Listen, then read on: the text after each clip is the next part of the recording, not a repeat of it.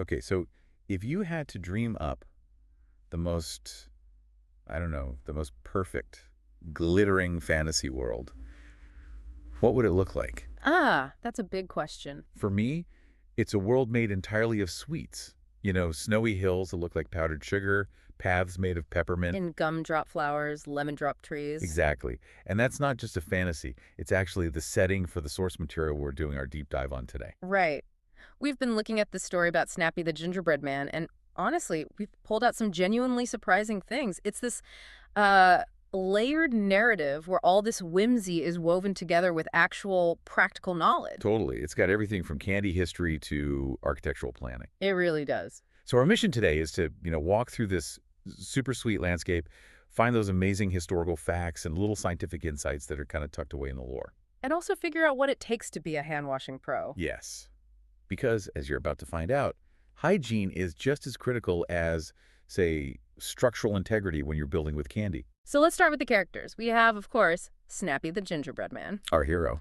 Then there's Benny the bee. The source material shows him perched on a stack of old storybooks, so he's kind of the resident expert. Okay. And Daisy the bunny, whose ears are just twitching with excitement.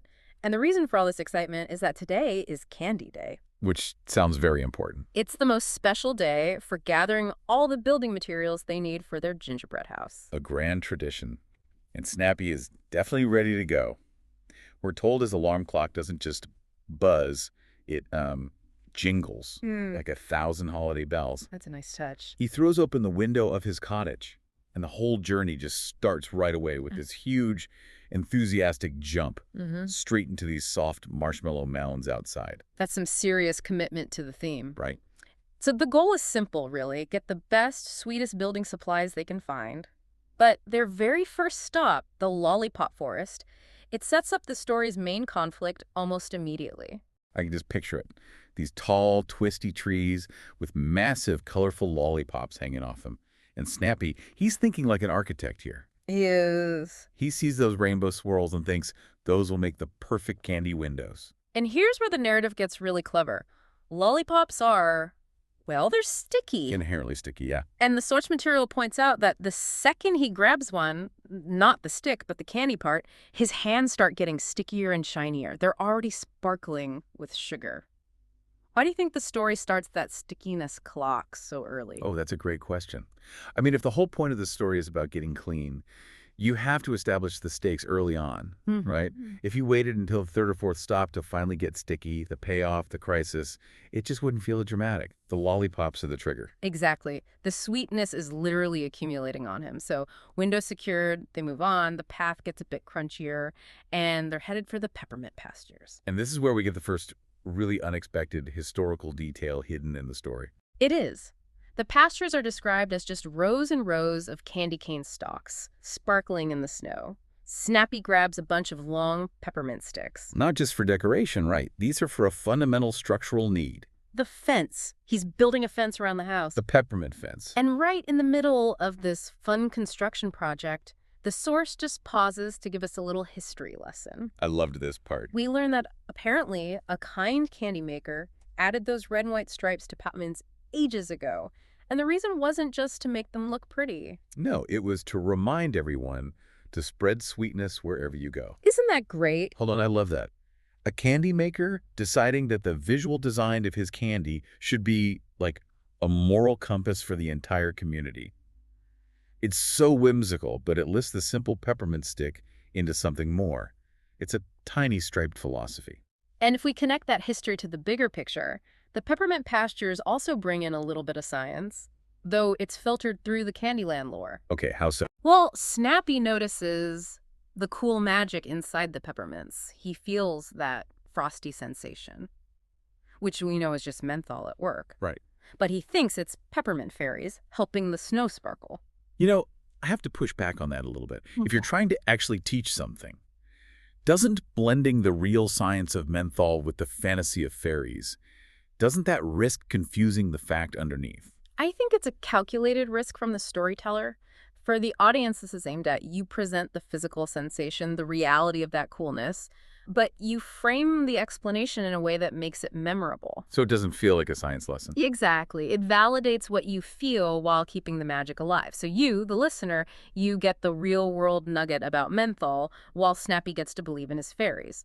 It's a pretty efficient way to deliver that blended knowledge. That makes perfect sense. Okay. So they're keeping the magic, but still dropping in the facts. But all the while, the construction and the stickiness continue. Oh, definitely. The sugary glaze from those peppermint fence posts has made the problem much worse. Which brings him to the gumdrop garden. Which is described as just visually stunning. Bright, glittering gumdrops blooming like flowers. And Snappy immediately spots the biggest, brightest ones. For the rooftop. A critical piece. The rooftop, yes. And speaking of things that stick, this is where another historical fact just jumps out at you. We learned that gumdrops, they aren't some new invention. They've been around for over 150 years. It's a fantastic little tidbit for you to have. Over a century and a half ago, chewing gum wasn't common. Most candies were hard candies, or maybe pulled taffies. Right. Gumdrops were a huge deal because they were one of the very first chewy candies ever made. Wow. So Snappy is literally decorating his roof with a piece of confectionery history. That innovation alone, I mean, can you imagine how that changed the candy market back then? And the source specifically says they became famous for decorating gingerbread houses. So it connects their whole architectural purpose directly to their history. They're soft, they're colorful, they're easy to shape, perfect for roofing. But that last big scoop of gumdrops is what pushes Snappy over the edge. From just being sticky into, like, full-blown crisis mode. Yes. The story really hits its peak here. His fingers are now officially icky, sticky, and gooey all over. Stuck together. And the basket they're using to carry everything, it's basically glued to his hands. He's structurally compromised. But he needs one more thing. So they push on to the last stop, Lemon Drop Lane. And this place is different. It smells zesty and fresh and clean, which is a huge contrast to the sticky mess Snappy's become. And we find out why. Lemon drops were made to taste sweet and sour, but also specifically to smell fresh and clean. They're like a natural aromatic counterbalance to all the other sweetness. Like a palate cleanser. Sort of, yeah. So Snappy, with his last few non-stuck fingers, he scoops up a handful of golden lemon drops for the path leading up to his door. A golden walkway. Very prestigious. But the moment he grabs them, that's it. His fingers are completely stuck. The house is planned, but the builder is a wreck. He finally cries out, "I feel like one big sticky mess." That's the peak crisis. The house is designed, but the builder can't even enjoy it. And this is where the whole lesson pivots. It shifts from history and science to immediate necessary life skills. And Benny the Bee swoops in. He senses the disaster, zips into the air, his little antenna glowing, and announces he has a superpower. Which is the ability to be a hand-washing pro. This is the moment we've been building toward. And it's not just a suggestion, it's this whole ceremonial solution. Benny does his special wiggle dance. Twirling, tapping his feet, buzzing around. Until the air around them seems to sparkle with these imaginary bubbles. And he doesn't lead them to a sink, he leads them to the sugar shine pond. Where the water is already bubbling and twinkling like magic soap. The genius of this is that the source doesn't just tell you what to do. It gives you clear, visual instructions to remember. As Benny dances, the sparkles form these huge, bubbly letters in the air. A 3-step plan. Wash, scrub, rinse. It's like a magical mnemonic device. Exactly. And to really make that knowledge stick, the story gives us a song, which is, a crucial tool for memory, especially for younger learners, but honestly for anyone.